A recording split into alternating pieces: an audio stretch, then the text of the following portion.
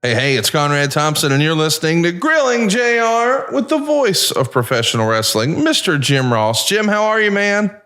I'm good, buddy. You know that I have a certificate that says I'm the voice of pro wrestling. It's trademark. Hell you know yeah. that? I did. Our gimmick attorney, Mike Dawkins, hooked you up, and he can hook you up too. Just look him up on social at Gimmick Attorney. How is the voice of wrestling on this fine Thursday morning? Conrad, I don't want to sound like a negative Nelly, but I've had a rough week. Oh, man. What's going on? I don't know I don't know exactly what it is. I went to the hospital to see my orthopedic surgeon because he changed and put this on as opposed to what I had on, which was just foam and tape. And this offers a lot more support, and I could wiggle my fingers and, all that good stuff. So I went there, but I also had another little issue I wanted to tell him about. I had so much pain in my calf, my left calf, that I was scared. And it would just stop you in your tracks, pain. So I went, and when I was at the doctor's office, at least I was smart enough to tell him about it, and he lined me up immediately with a ultrasound so he could make sure I didn't have any blood clots. Because that's kind of what I thought it might be. But it wasn't. I was lucky there, no blood clots. And, but boy, it's tender to the touch. It's so tender that when I inadvertently reach down and rub my leg, and rubbing the hair on my calf hurts. Oh, wow. So it's not good. I'm my flight next week for my appearance in Hartsville. I said that right, Bull? Hartsville? Hartville, Ohio. Yes, sir. Hartville, Ohio. I was there before, and it was a lot of fun. And boy, he's got an all-star cast that when I found out who all was going to be there, I marked out because it was some of my favorite football players, some of my favorite divas. It was just a great lineup. Yeah, and Kurt Angle's going to be there. Jerry Lawler's going to be there. Francine will be there. Sabu, Shane Douglas, the Sandman.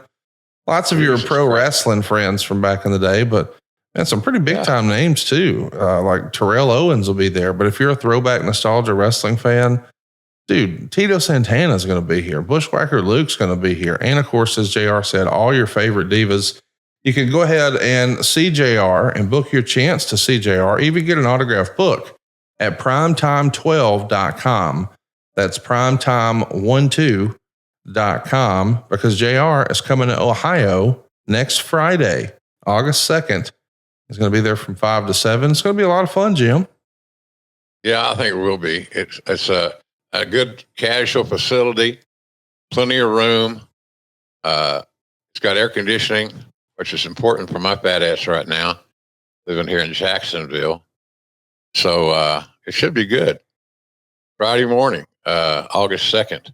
It's right around the corner, folks. It's about a week away. Friday afternoon, 5 to 7, August 2nd. Yeah. It's good. All right, we'll talk more about it, but it's a good appearance, well run, well managed. Good people are coordinating it. So, hence I'm back there the second time in 2 months. But we sold a lot of books the last time. And I signed a lot of books. We have all kinds of pictures and things of that nature. Some of those pictures I hadn't even seen printed, and so it's kind of new product in that regard. So it should be fun. I enjoy meeting all the fans. And they're just fun to be around. And you find out a lot of good information from the fans. I'm not talking about Darren. I'm talking about what they like and what they don't like. Because wrestling fans are not inhibited. They'll tell you how they feel, good, bad, or indifferent. And I love that honesty. So it should be fun. It's a Friday afternoon thing. And after you get off work in that area and you head over, it'd be cool. So I'm flying into, where am I flying? I'm flying from Jacksonville to Charlotte to Akron. And probably the day of, knowing it's starting late in the afternoon. So it'll be good. It'll be fun. It'll be good for me to get out of the house and be around my people. And I hate to sound egocentric by saying that, but that's how I feel. It's like family. It's like a big old reunion of people some of your cousins you've never met. So it should be fun. Be sure to see JR in person next Friday, August 2nd, Hartville, Ohio. And it's happening 5 to 7 p.m. He'll have books. You'll be able to get those autographed and personalized so you can get your photo with JR. And yes, Jerry Lawler's going to be there too. You want to talk about something fun? I got an idea there. Figure it all out at primetime12.com. That's primetime12.com. And next Friday, plan to see JR there, August 2nd. 5 to 7 p.m. Jim, normally you and I are recording on a Wednesday morning. We had a scheduling snafu. That was our fault. And we're recording on a Thursday morning now. But as a result, we're fresh off of a pretty big time AEW show. Blood and Guts was last night. What'd you think? Wild and crazy. I thought it was a little Mid-South-like at times. It seemed to be out of control. I think fans like that because it's unpredictable. And you can't call the next shot. So I thought some guys had a good night. That main event tag match with all the staples and all that shit was it was awesome. Those guys are tougher than me. I can tell you. You're gonna here's what we're gonna do. You're gonna stand over there. Then I'm gonna hit you with a staple gun. I ain't in. I'm tagging out. You thought you saw me, but you didn't. I wasn't there. So that's kind of where I am on that deal. But I thought it was exciting and unpredictable. It had some creative moments. I thought the Suzuki Jericho match was a good one. I enjoyed that. Those guys are very physical. And I thought that was good. So, and the girl stuff is starting to come along in AEW. They're making stars. Tony Khan's doing a good job of making stars in the women's division. And they feel like stars a lot now. Even as simple as their makeup and what else? I think you got an Amber Alert in Jacksonville going on there. Oh, yeah. They're saying I'm lost. Oh, no. We knew that. That was Wednesday. We found you on Thursday. We're good. No shit. Hey, so we saw Go ahead. Well, Bull got a hold of me, and I'm thinking, well, today's not Wednesday. And it was. I may have over-medicated myself. I'm not sure. But I apologize for that. No, we're all good. So we good. It was fun. We're making up for it today. Yeah, we are. Hey, I wanted to get your 2 cents. You talked about how the women's division is making a lot of stars for AEW. We saw a new debut last night. Camille, who we've seen be a big part of the NWA for a long time. She made her long-awaited AEW debut. We had heard a while back that she was signed, but we hadn't seen her. But we saw her last night. Of course, she is a Middle Tennessee native, and that was a pretty fun little debut. And when they're bringing her in a big-time spot, I mean, to be mixing it up with Mercedes Moné and Britt Baker, that's a good spot, man. Tells you they got plans for her. She's got a great look. I've been texting with her in the last month a few times. She's reached out just for advice and things of that nature. And my advice to all the talents is pretty much all the same because they're just like common denominators. Don't be late. Be prepared mentally and physically for your role that particular night. And look at every opportunity. It's just that, an opportunity to get exposure. And she got good exposure on Wednesday night, I thought. And she dresses up that roster because she's got such a good look, so athletic. So I think that's a nice addition, Conrad. I think that's a good hire. This is going to be fun to see what they're doing with Camille. I'm a big fan of hers, and I've been long awaiting her AEW debut. So I'm pumped that she's got this big opportunity. And we're going to take today to use this opportunity to talk about you coming back to the World Wrestling Federation in 1994. So We're going to tell the story of how you wound up back. And we've talked about in the past, way back in the archives, that not too terribly long after you've been with the company, you have this Bell's palsy attack, really for the first time. And you wrote in your book that Vince McMahon decided to move on from you. You wrote, Vince needs you to come in. It was Lisa Wolf, head of human resources for WWF, on the phone. Today, I asked. Right away, she replied. I knew what that meant. Did you really? Oh, hell yeah. Yeah. He has no patience. He has something on his mind, pardon me, that he feels compelled to get off of his mind and close that little chapter of that day and move on. So I knew that there's a bullet with my name on it awaiting. So we haven't spent a lot of time talking about her. What was your experience like with Lisa Wolf? I think basically she was probably a decent person, which is a preface to saying she kind of get in. I thought she got in a little bit over her head. Her working, nice Jewish girl from New York City, highly educated, smart, she was out of her area. She didn't know how to understand athletes and performers and things of that nature. And she was very willing to do whatever Vince wanted as far as call JR and bring him in. So it was challenging to work with her. I'll just be frank about it. She thought she knew more. She's one of those dangerous people, Conrad. You've been around them, I'm sure. You're probably around them every day to some degree. It's hard to communicate with someone that thinks they know all they need to know about the business that they're in. And that's how she struck me.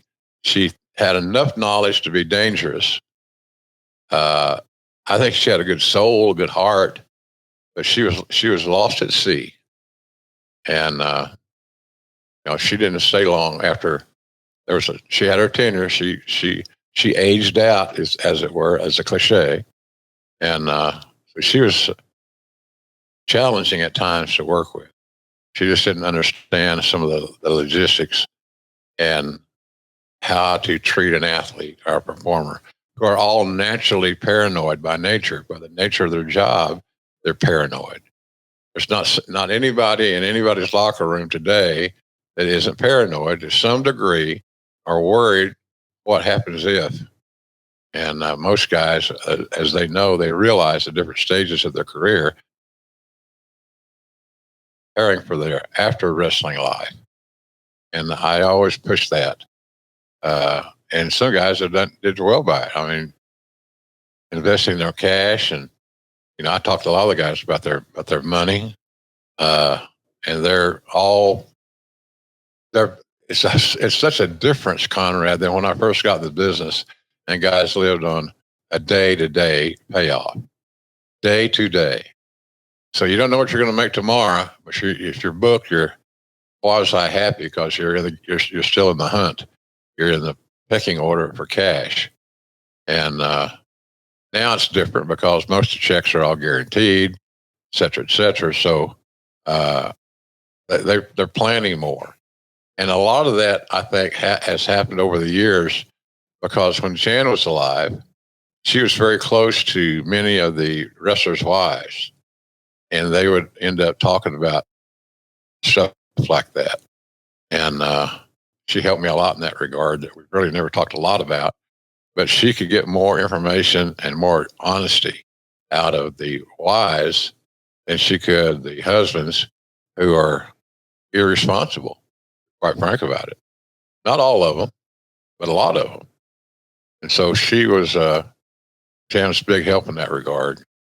Great to have a coach's wife that takes a legitimate and honest interest in your talents, and because they recognized it, they got it, and they hadn't been talked to about wrestling sometimes forever, ever, and a lot of them are worried that they're overstepping their bounds and all. So look, it's your family's money.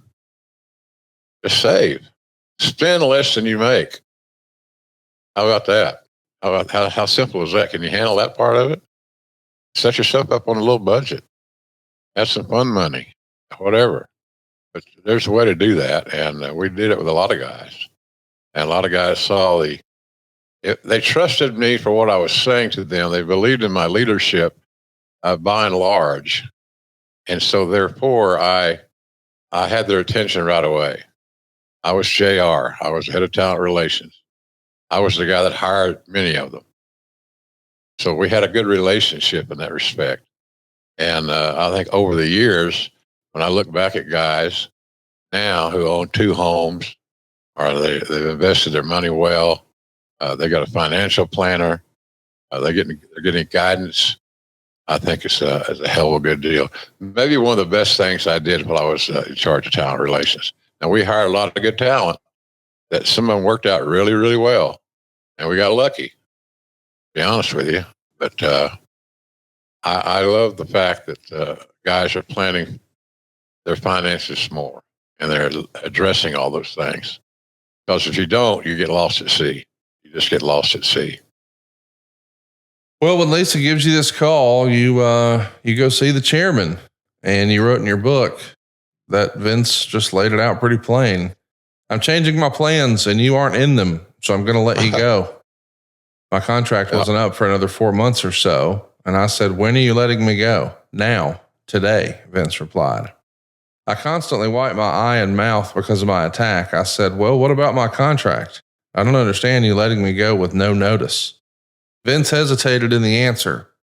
And that's when I said, I've always heard you were a man of your word. I made a commitment to stay here through May. And even though you don't want me, I'm surprised you're not going to honor your end of the contract. Before McMahon could say anything, Lisa said, well, that's something Vince and I will discuss. We're not talking about... go ahead. She got the hot tag. She saw an opening to get her tag in, Vince and I. She included herself in every solution, undeservedly so. And I knew it. Vince knew I knew it, but we let her talk. You would reply to Lisa and say, we're not talking about another year. We're talking about a couple more months until my contract is up. Let me figure out what I'm going to do. And I thought you wanted to keep your word. This is pretty stern. How do you remember this meeting ending? Tense. It was tense. You know, I thought I had done a great job in that area. Fans loved my work. I felt good. I felt like the old JR. Lawler and I were kicking some ass.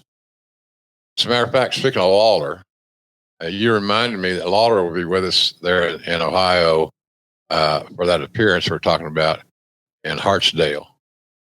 Am I saying that right, Hartsdale? No, sir. It's Hartville, and it's Hartville. Primetime 12. Primetime 1-2 is where you can find it, primetime12.com. It's next Friday, August the 2nd, 5 to 7 p.m. Jerry the King Lawler and the voice of wrestling, Jim Ross, will be there. Primetime12.com can hook you up. I don't know how many more, that's sounding morbid, but we have to be realistic about our life. I don't know how many more personal appearance trips I'm going to be making. I hope several. I enjoy the hell out of doing them. It's a nice payday. It's a good way to, the fans are glad to see you. And anytime someone that you know, or they think they know you, is glad to see you, it's a good feeling. And so that was how I looked at that. That's how I look at that every week. So, but the issue I was trying to make, the point I was trying to make was how many more I got in me. I realized I can't control my health sometimes. It's like my calf right now. I have no clue what's wrong with it, except it hurts. Hurting right now. But I didn't want to take any pain pills. I didn't want to come off sounding like a 1980s wrestler and start mumbling.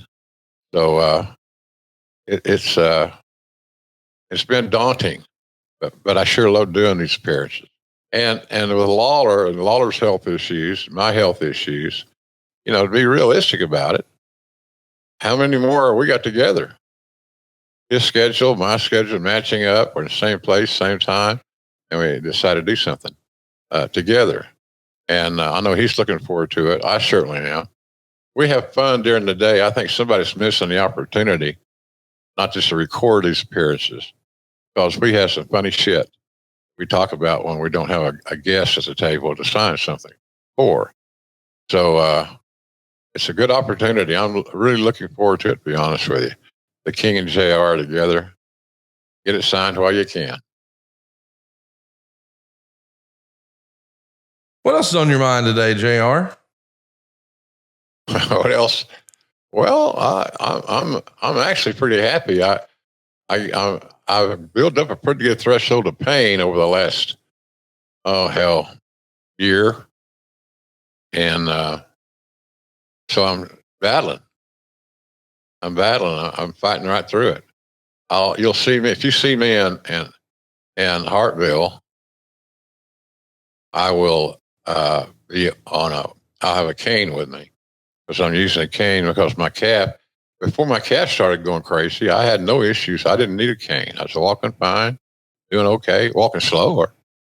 But you know what the hell? I don't need to worry about my 40 time. Boomer sooner and Roll Tide. I can't wait for that game to happen, man. The history of those two programs, it's at the end of the year. There's things that could be bowl seedings that could be involved in this deal. It's going to be great. And I think I have an appearance that day someplace, WrestleCade, I believe it is. So I'm excited about SEC football. I have become an SEC fan wholeheartedly because of my Sooners. And so it'll be fun. It'll be fun to go to new places and stuff. I just want to get healthy so I can travel. I want to go to Alabama. I want to go to these places. I want to go to all these schools that will be new to us. And that's kind of what we're going to do. I'm going to use that as a little bit of a fun weekend type thing.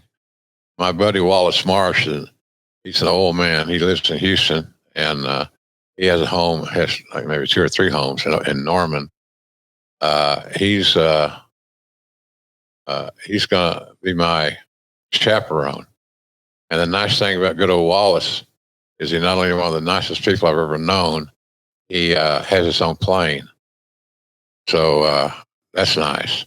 Ain't no road trips for JR to the SEC. We'll fly in, go to the game, have a beer, eat the specialty of the house, whatever that may be. Could be a hot dog, fine with me. And we move on. So maybe there's 1 or 2 overnights. After a night game, I'm sure it will stay over. But an afternoon game, we might fly out that night and get right back home.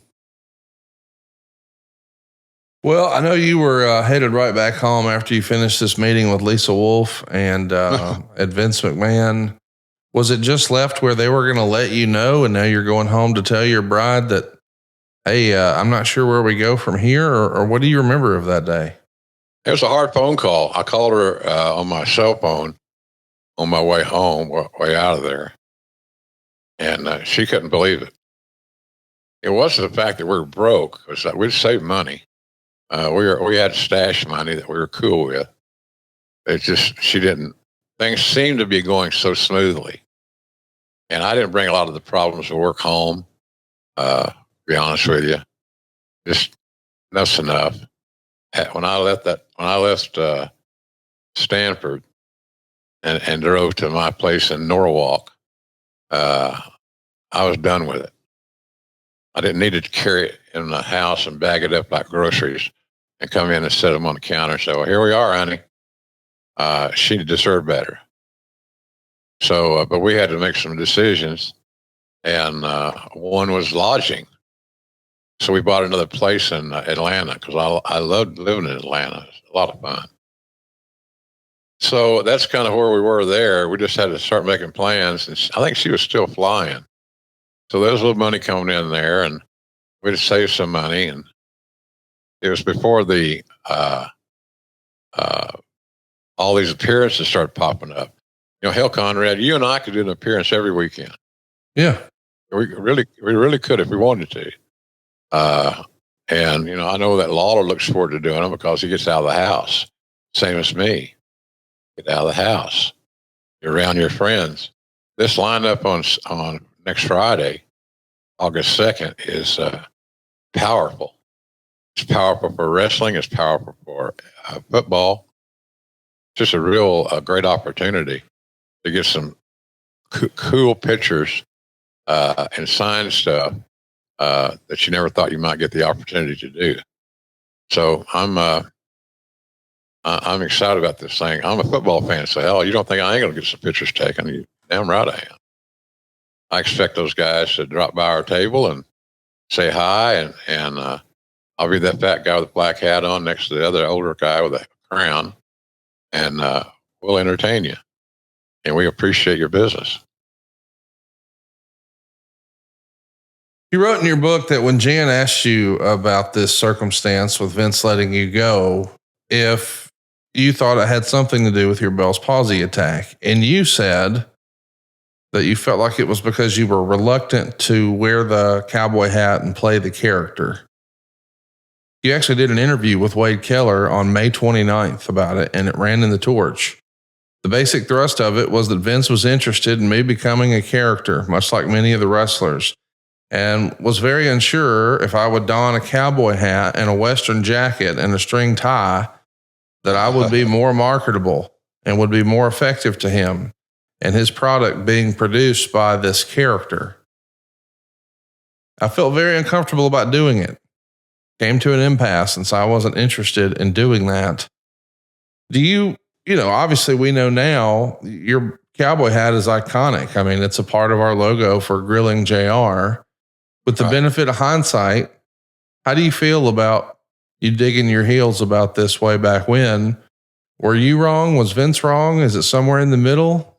Conrad, I think I was wrong. I made too big a deal out of it when it wasn't. It was costume, television apparel. That's like an actor going to the director saying, do I have to grow a beard? I have to wear the hat. I didn't care. The hat was fine. I wasn't overwhelmed with the oversimplification of the what my character was supposed to be. String tie out, a Porter Wagner jacket with wagon wheels and horses and cows and stuff out. Because I kept saying, we don't dress like that anymore. Porter Wagner ain't on TV anymore. He got canceled. I said, wearing a black hat, I can handle that, and I look forward to that, and I'm in it. But here's the theory is that I told him no. And most people don't have the experience of telling Vince McMahon no and quote unquote living to tell about it. And I didn't live to tell about it. But honestly, and after looking back at it, in today's world especially, I had no issue with it at the end of the day. But I said no. And he doesn't like to be told no. Let's talk a little bit about you talking to the Torch. I know that once upon a time, I wish I hadn't done it. Yeah, that's what I wanted to ask. I know that has been looked down upon. Did you think you needed to just get your story out there to eliminate some rumor and innuendo? Is that the thinking? Pretty much just tell my side of the story. There was a lot of false accusations and reasonings and things like that were out there that weren't accurate. So I wanted to at least tell my side of the story. But I probably, at the end of that day, if I had to go back and do it over again, I got nothing against Wade Keller. He's a good writer. He's been doing it a long time.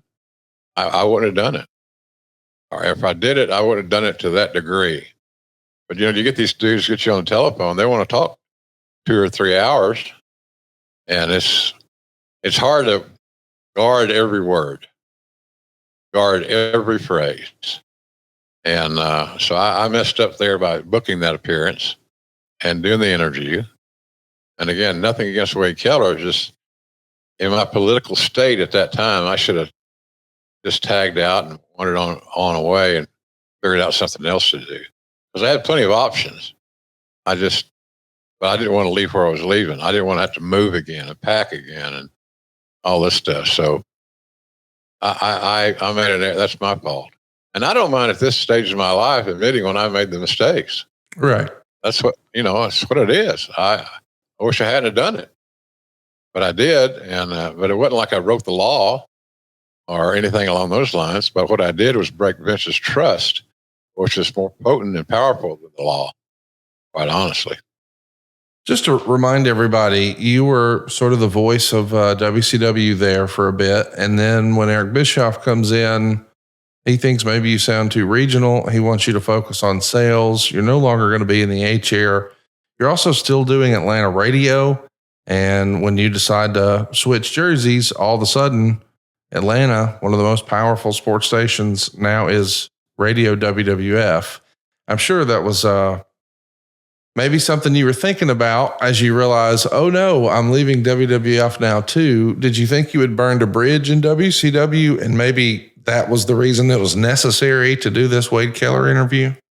Well, maybe. It's just ego says defend yourself, and my ego sometimes can get too strong.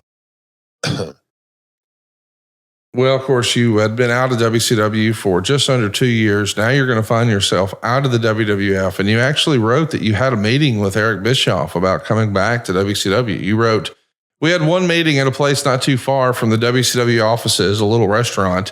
Eric didn't give me any false hope. I'll give him that. He said, I wanted to meet with you because I don't think it's going to be happening." What do you remember of this meeting with Eric? And were you shocked that he was that matter of fact about it? A little bit, but I'm glad that he was honest. He was very honest. It didn't happen. And he told me it wasn't going to happen.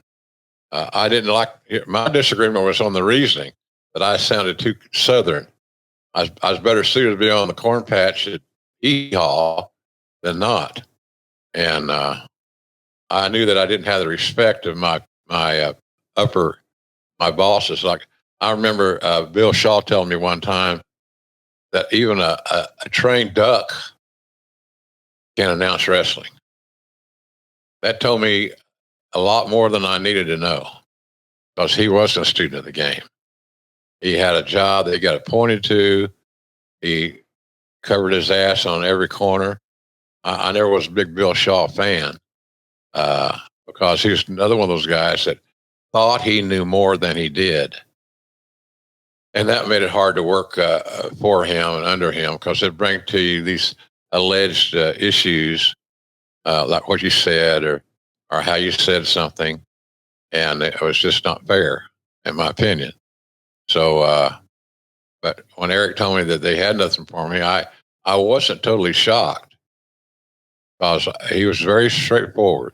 He was very honest. And I always appreciated that from Eric. And we never always got along good. We get along great now. We really do. And I'm happy for his success on your network and all the other things he's doing. So I got over it, in other words. But at least he was honest. I didn't leave that meeting guessing, well, here's an option that's still out there. It wasn't out there anymore. I think I could have helped WCW at that time immensely, but that was not the case. It's hard to tell somebody that's in charge that, hey, you're in charge, but you're making some stupid decisions. How would you not want to have JR in the booth? Why wouldn't you? It's got to be somewhat personal. And when it gets to that personal realm, that's when you got to do something. That's when you got to do something about it. All right, guys. One of the biggest pains, if you're like me in your household, I feel your pain. We have the dreaded dance every day. What are we going to have for dinner? Well, what would you like? What would you like? Here's the deal. We all inevitably just order takeout. It's just the easier option in my household, but it's never really satisfying. And I always end up spending too much money on food like that each week. So if you'd rather enjoy a home cooked meal without the stress of planning ahead, Home Chef makes it really easy and it saves you money. Home Chef provides you fresh ingredients and chef-designed recipes conveniently delivered to your doorstep to simplify your cooking experience.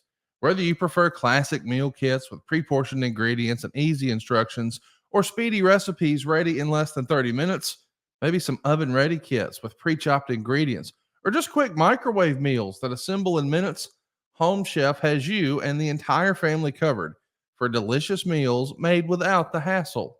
Home Chef has over 30 options a week, and they serve a variety of dietary needs. So you don't have to worry about what to make ahead of time. Not only is it convenient, but hey, it's economical too. Home Chef customers save an average of $86 per month on groceries. And Home Chef even has a delicious kid friendly family menu. They've got 18 new options a week. It's picky eater approved, and it takes the stress out of dinner time. For a limited time, Home Chef is offering our listeners 18 free meals plus free dessert for life. And of course, free shipping on your first box. Go to homechef.com/JR. That's homechef.com/JR for 18 free meals and free dessert for life. You heard that right. Homechef.com/JR. Must be an active subscriber to receive free dessert.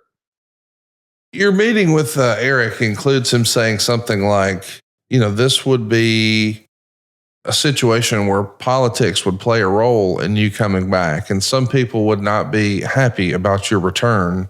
Who do you think he was talking about when he inferred that maybe some folks wouldn't welcome JR back into the Turner org with arms wide open? I'd say announcers.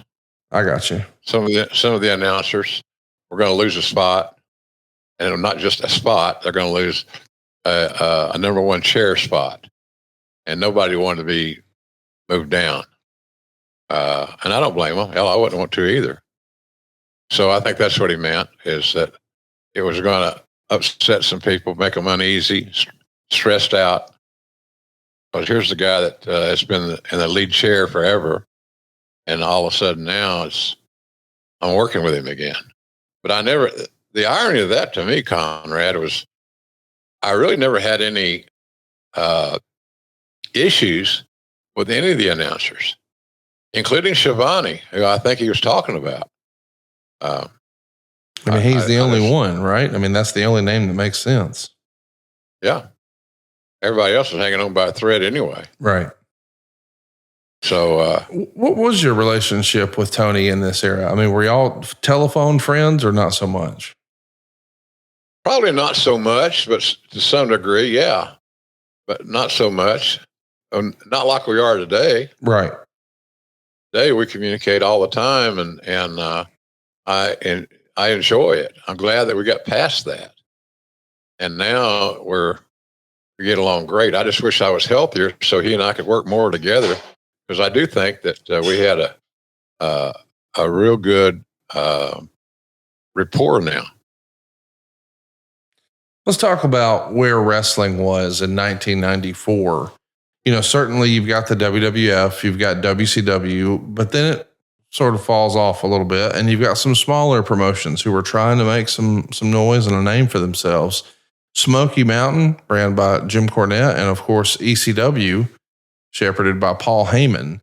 Now, neither one of these are going to be full-time work or big-time money, but it's a way to keep your jersey in the game and you keep your name afloat. When you're taking a look at, okay, WCW is a no-go, WWF's giving me my walk-in papers, who do you reach out to first? Cornette, Heyman, both?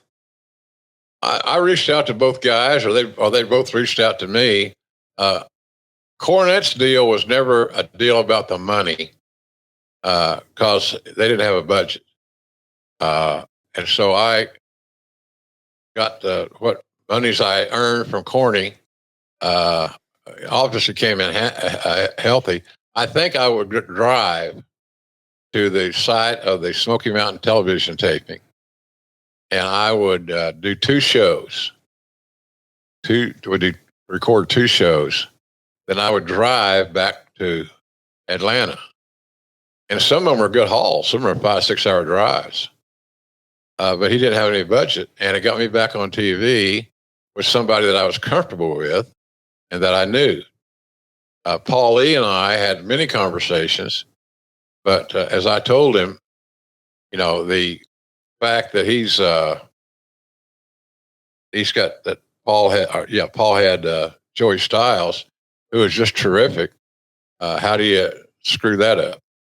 And I'm sure Paul, creative as he is, could have figured something out.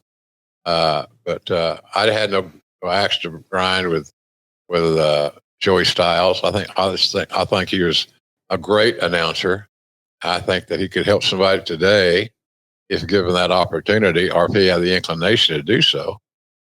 But I think Paul had a strong allegiance to Joey Styles, which I found to be surprisingly refreshing. So it just never worked out in ECW. I'd have gone there, and I probably would have had a lot of fun working with Paul again, because we were on, we were pretty damn on the same page as well. So that worked out. So, Jim, let's talk a little bit about Smoky Mountain. I know you're going to go to work for Jim Cornette. What's that look like? Are you working a per appearance deal? Are you just doing live stuff? Are you having to go to a studio and lay down some stuff in post? What's the process like? No studio. Everything was done on site at the venue, and I got paid per trip. So it didn't matter if I did 2 shows or not. I got the same amount of money, and it wasn't much money. I think I said earlier that I think I made about $300 a taping, something like that, and that was a lot of money for Corny to pay, because he was paying a lot of the wrestlers, even main event guys, significantly less than that. So I get a check for $300, and that's what we'd roll with it. So I had it wasn't big money. But, I could buy some groceries that week, more groceries. I could pay bills. Jan and I lived well within our means. We were living back in Atlanta. We bought a condo there, and it was a good buy. Made money when we sold it. Because little did I know that coming up sooner than later, much sooner than later, I'd be headed back to Connecticut. Of course, while you're in Smoky Mountain, you see a lot of talent that's going to wind up working for the WWF. Of course, maybe most famously is Glenn Jacobs, who's going to go on to be Kane. But Sonny was there. Chris Candido was there. Al Snow was there. You would see Tom Pritchard there. Dirty White Boy there. Lots of folks who would eventually make their way to the WWF. I wanted to ask, when you're seeing that, hey, I'm no longer a part of quote unquote big time wrestling with the WWF or WCW, were you trying to work on sports or radio or television of any other sort, or what else were you doing besides Smoky Mountain at this time? I did some work for WGST in Atlanta, radio work, and primarily mainstream sports work. I had a great relationship before I left with the Falcons, still do, and so I just was going to play. Conrad, I was going to play whatever card was in the deck. I knew sports. I liked sports. People still remembered me name identity wise, like they did, or like they would with someone that they had grown up with, talking and listening. And then here we go again. So I just took whatever was out there, and I had an expertise, I felt like, in football, especially with the Falcons. And then I was a major, as you know, and you and I talked about this ad nauseum. I was a big college football fan. So, and if you can master the terminologies, the personnel, et cetera, in Atlanta, that covers a lot of bases.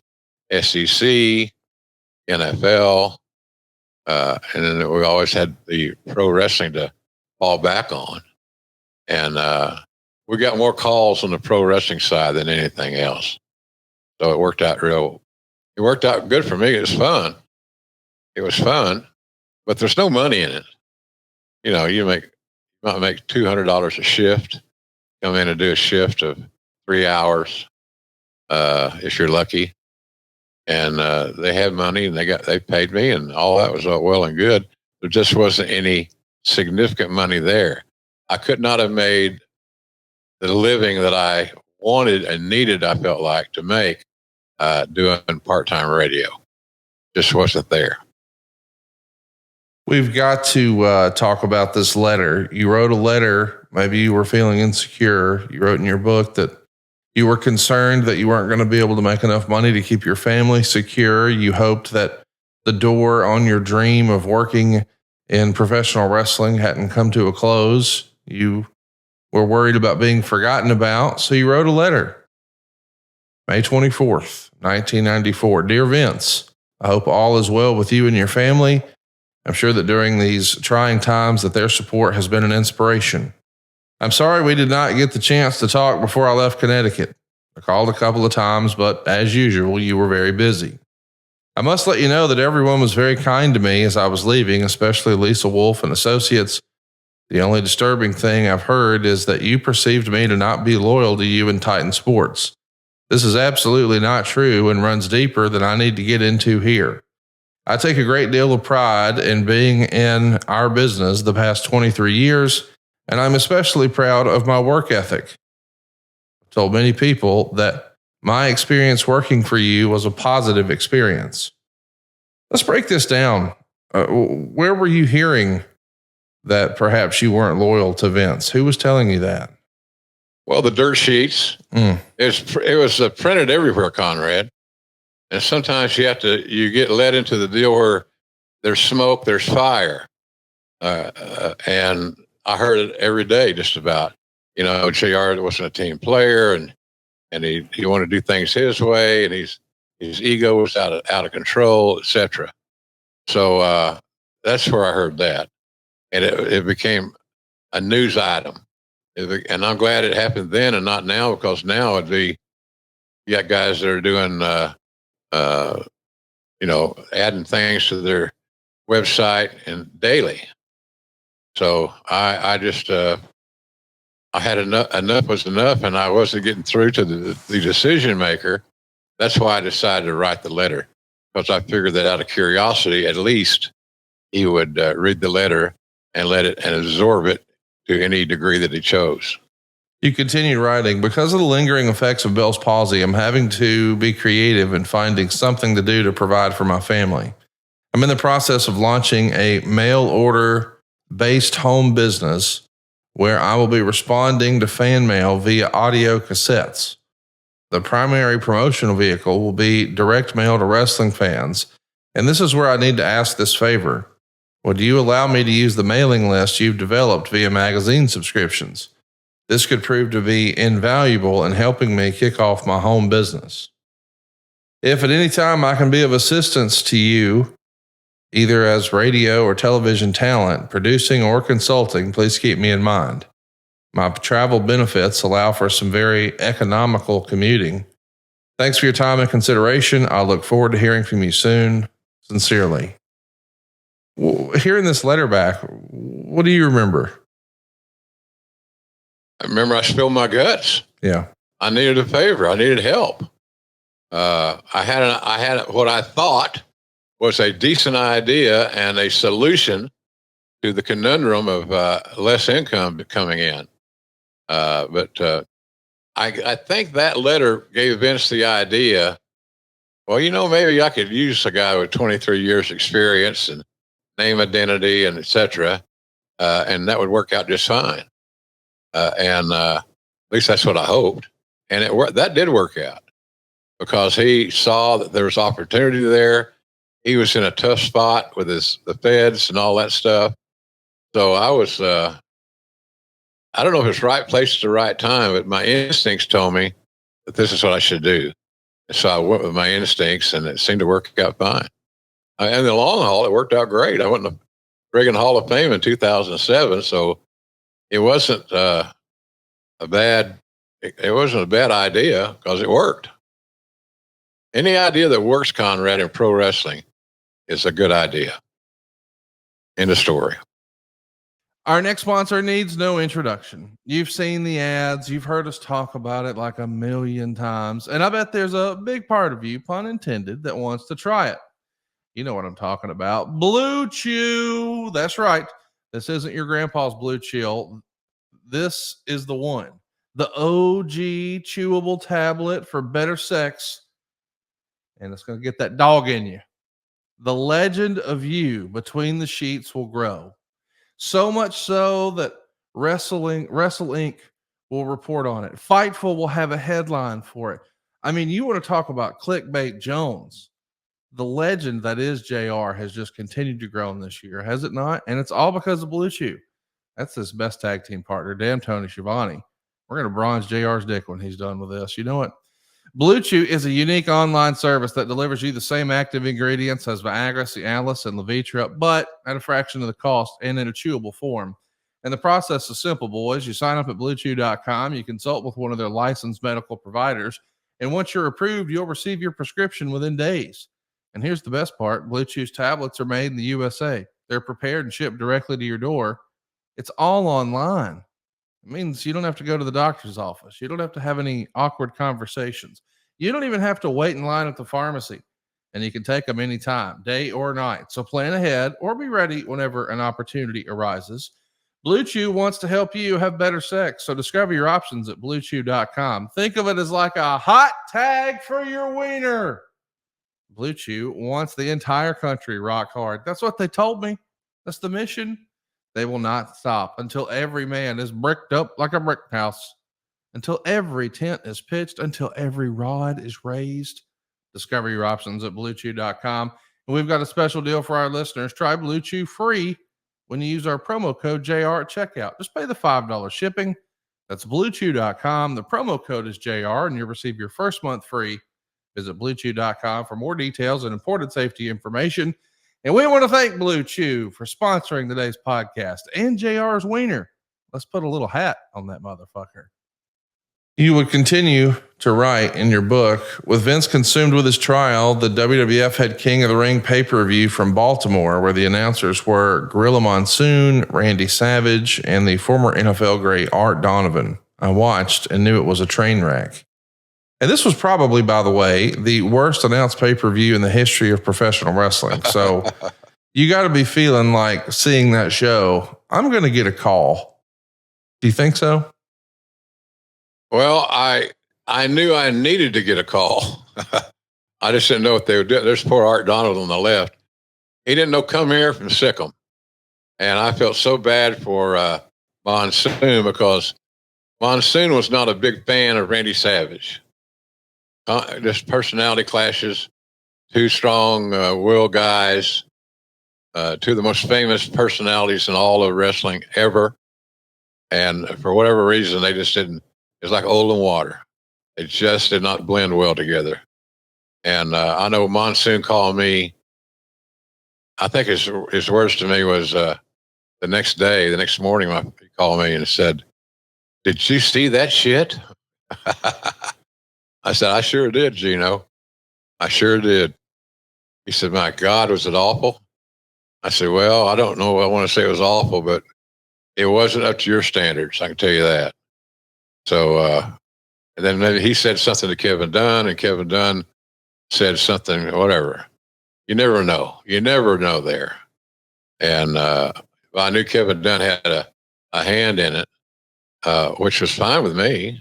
I always get along with Kevin. Kevin Dunn used his own judgment more often than not.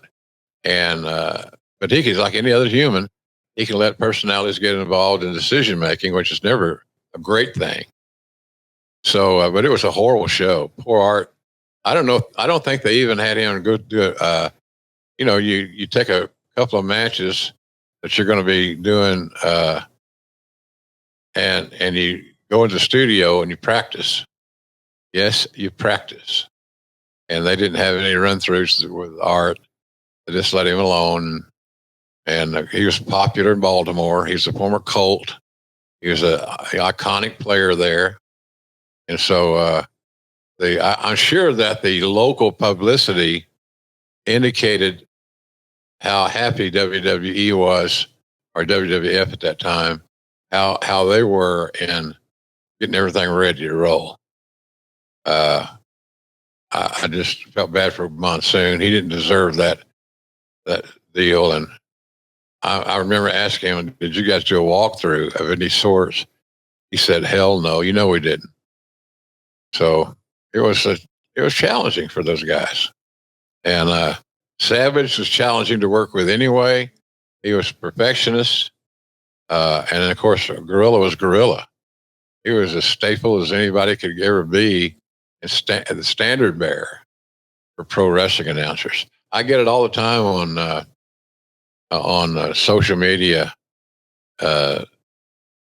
tweets, and what they're called now. But anyway, he was just really He was dejected because he knew that it's somewhere along the way, maybe sooner than later, that as he wanted to admit it, that there's going to be a change made there, and that he would be like JR.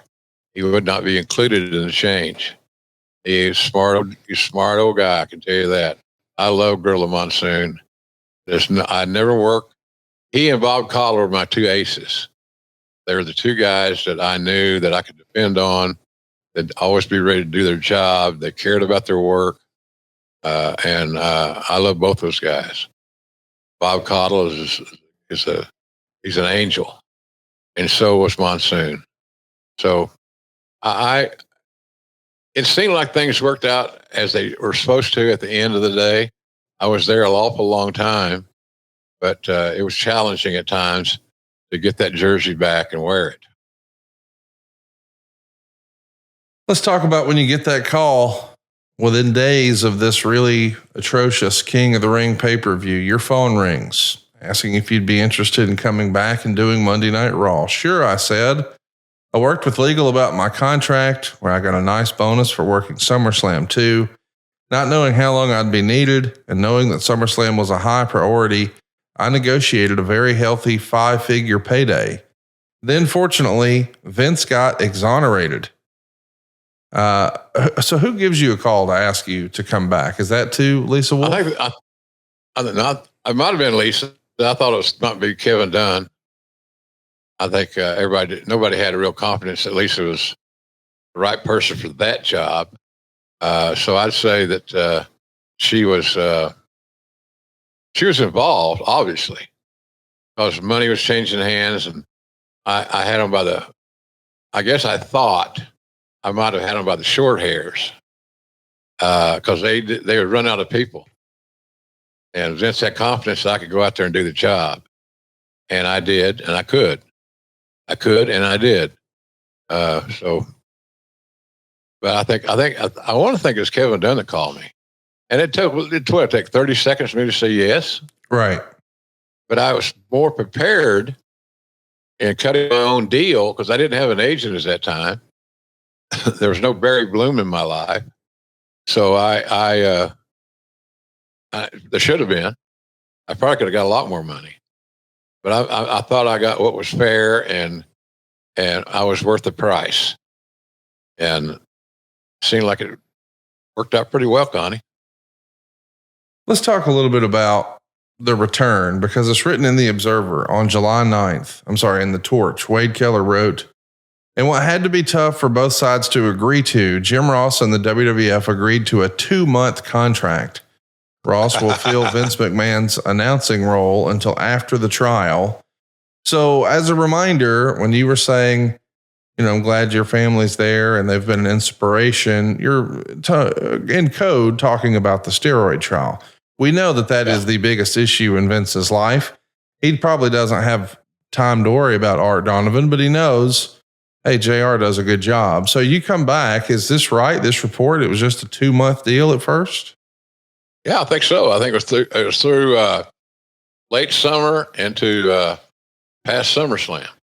And it included SummerSlam because I got a lot more money for working SummerSlam than I did the weekly stuff. So yeah, it was I guess all in all, it was about a 2-month deal. So I'd say it was the shortest contract I ever negotiated and signed, without question. But it's also, I made more money on that SummerSlam than I normally made on several events. Your return happens on a Superstars, July 2nd, 1994. It's going to feature you and Jerry Lawler working together for the very first time. Man, look at that. If hopefully you're watching along with us over on YouTube.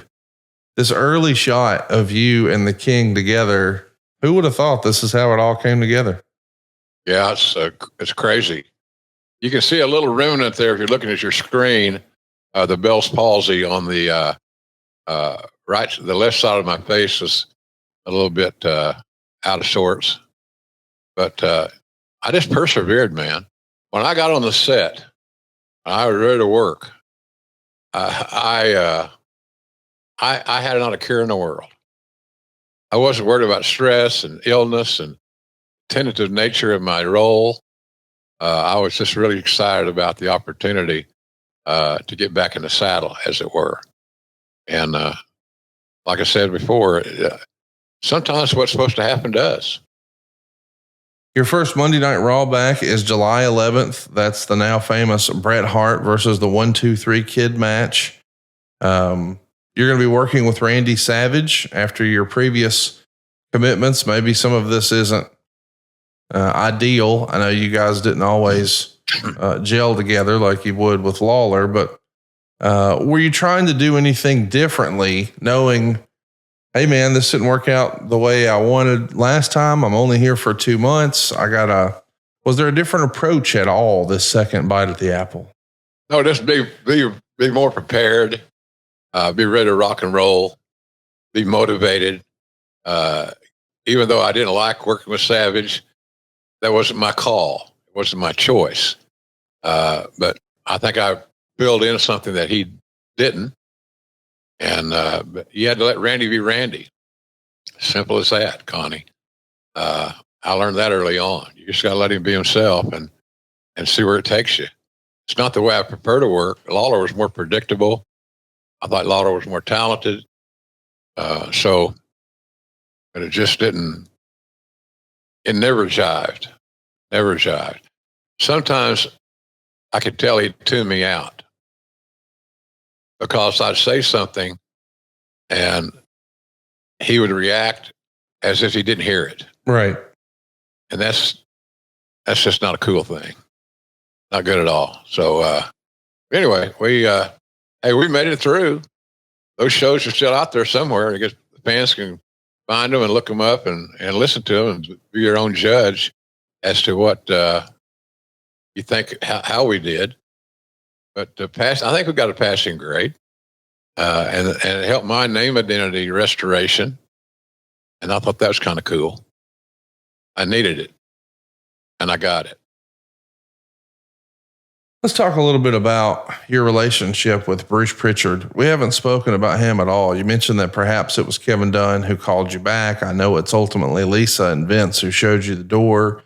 You had a great relationship with Lawler. This is going to be your first time working with him. Now, maybe not the best experience working with Randy Savage. Where does Bruce fit into any or all of this? Bruce is in a tough spot, Connie, because he was between Vince and a lot of people. And I don't mean that negatively. Bruce had a key role there. And Bruce and Pat Patterson are on that same basic plane with different areas of expertise. Patterson could put a match together with two guys better than anybody I've ever been around. Great matchmaker, booker, whatever you want to call it. He had a great vision and a feel. Bruce was more on the administrative side, but he still had a big hand in creative.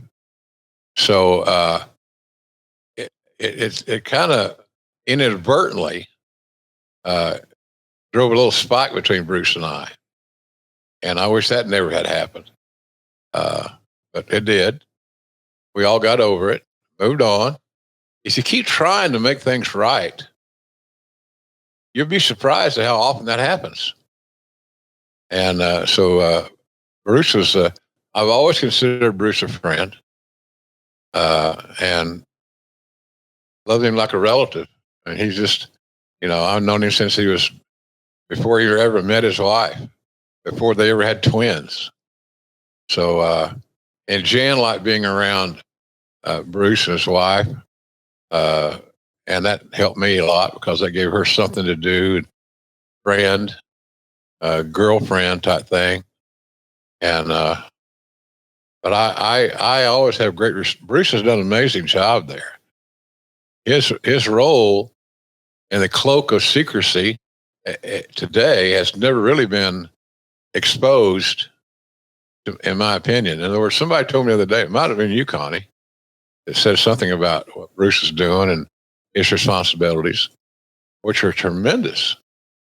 And he's writing a lot of good TV, and he's being able to write the TV. I don't know. I'm not sure what show he's on, SmackDown or Raw, but he plays a key role there. and I'm happy for him.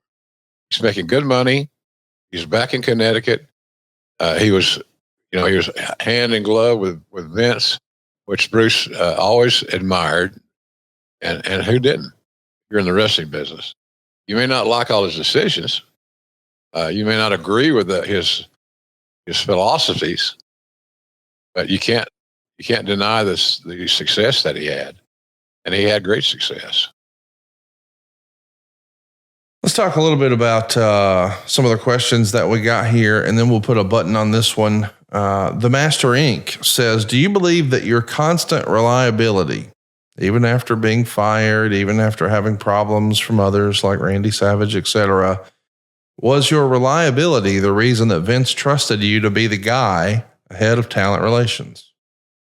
I think it had something to do with it, yeah. And I also think that he trusted my experience and my logic, using my logic, and he saw how I communicated with the talents. Poor JJ kind of aged out, and JJ's a good man, really a good man, but Vince had seen him too much. JJ allowed himself to get overexposed. His office was just across the hall from Vince's. That office was built with windows that opened because it was going to be Patterson's office, and that let him go to near the windows and crack them and smoke. So JJ had that office. He didn't smoke, and then I got that office, but it wasn't for any. I didn't do any. I didn't smoke. I smoked, but I didn't smoke in there. So I go out in the parking lot and have a little puff. But other than that, it was pretty much business as usual, Connie. I don't know how in the hell I got in that office and stayed so long, but I did. It worked out. I think Vince's logic. Here's a guy that's been in the business over 20 years. He's a student of the game. He doesn't want any of the boys' spots. He doesn't want to be a manager. He doesn't want to be whatever. He doesn't want to be a talent. And I didn't. I wanted to contribute to the company's success because there's nothing we were going to do that was more important than, taking care of the team, hiring more good talents. And I thought we did a pretty damn good job with that second thing of hiring pretty good talents.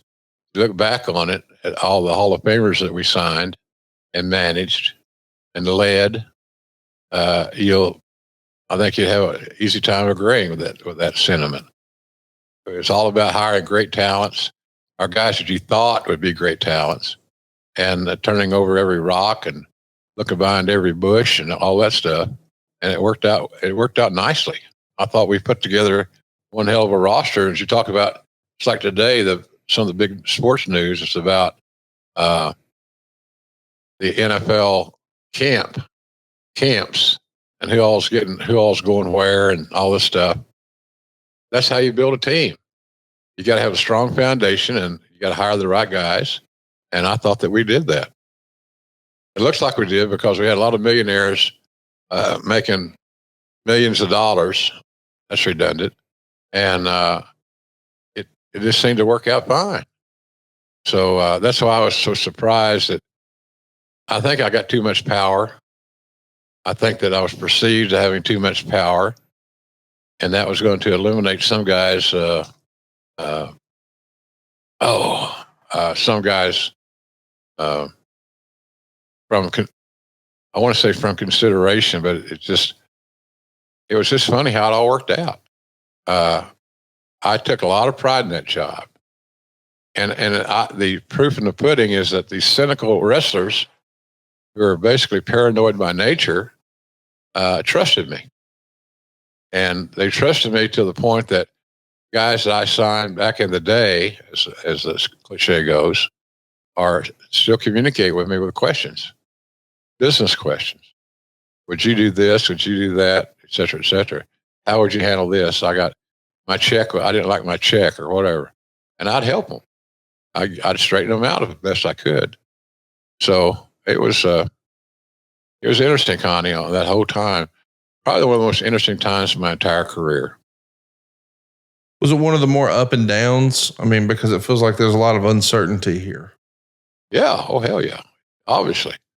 What I'm telling you here is the truth. And, but I stick by my stories. As I said, they've proven out to be factual, and accurate and honest. Believe it or not, a wrestling guy talked about honesty because it was an issue until it wasn't.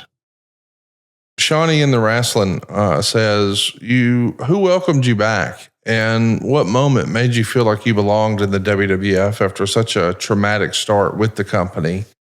Was anybody really excited to see you back and really make you feel welcome? And then when did you feel settled? Like, okay, this isn't short term. It's sitting for a little while. I'm home. Yeah. I'd say Monsoon was one. The TV people, Kevin Dunn's crew, were glad to see me because, I was always on time. I was always available. If I need to come in at midnight and do some wild lines or something, I would, and that without bitching. I guess one individual would be Monsoon. I'm glad to see you back. You deserve this job. You're going to do great here. We all knew that. Just, count your blessings and work your ass off. So that's kind of what I did. I counted my blessings and I worked my ass off, and away we went. We had a lot of fun talking about your return here to the WWF. In the coming weeks, we're going to be talking about Fully Loaded 1999, SummerSlam 1999 with that three-way dance between Austin Mankind and Triple H, and Jesse Ventura is involved as the new governor. We'll also touch on SummerSlam 2004 and the crowning of Randy Orton, and of course, All Out 2019, where it all really began with a new AEW World Champion being crowned. I can't wait to talk about that in the coming weeks. And of course, before we get there, you can enjoy a lot of great wrestling by going to AEWTIX.com. Tickets are on sale now. They're going to have a great residency set up in Arlington. It's a very fun esports venue in the Dallas area, and we are on our march to Wembley Stadium. Some of the matches are starting to take shape. You don't want to miss any of this stuff. AEWTIX can hook you up. And JR has a date with Destiny in London. That's the plan. That's what we're hoping to see JR next. He is the voice of wrestling, and you can actually see him next Friday in Hartville, Ohio. Primetime12.com is where you can get all the information. It's August 2nd, 5 to 7 p.m. at primetime12.com. Hartville, Ohio will have not just Jim Ross, but some of your favorite divas and some of your favorite legends, folks like Bushwhacker Luke and even Tito Santana. Maybe you're more of an ECW guy. Well, Sandman and Francine and Shane Douglas, they're all going to be there. So will Kurt Angle. And so will, maybe most importantly, Jim Ross and Jerry the King Lawler. How many more times will we get them together? They're going to be together next weekend, August 2nd. It's a Friday in Hartville, 5 to 7 p.m. All the information is available now at primetime12.com. Jim, it's always good to catch up with you, man. Did we leave any stone unturned about your return to the WWF in 1994 today? The only thing I want to leave us with is just always persevere, folks, in your life. Never take your foot off the gas. Always be prepared for the unexpected and never lose hope. Never lose hope. Hope is such a valuable tool in our lives. If you lose hope of something important that you perceive to be important, it will do exactly as you think. It will cease becoming important. So I'm a big believer in positive thinking, and I've been healthy pretty much my whole life, and I'm 72, and I've been healthy pretty much my whole life until about the last year, and I wasn't prepared for those setbacks. It all started with a skin cancer and hip replacement, broken wrist surgery. So it's all out there, but it's almost like a whole new chapter in my life. And it makes things, I got the cast on my left arm, My left wrist is what's all broken, but I had surgery on. But I don't know any other way to get by it but to work through it. And that's what I'm going to do, work through it. So I look forward to seeing all the fans on August the 2nd, a late afternoon appearance, Friday, August 2nd. And hope you guys will come out and see us. I know the King and I appreciate it. And if you're a football fan, there's a lot of football Hall of Famers that'll be there and all that good stuff. And it's like pretty women, and most do. I encourage you to join us.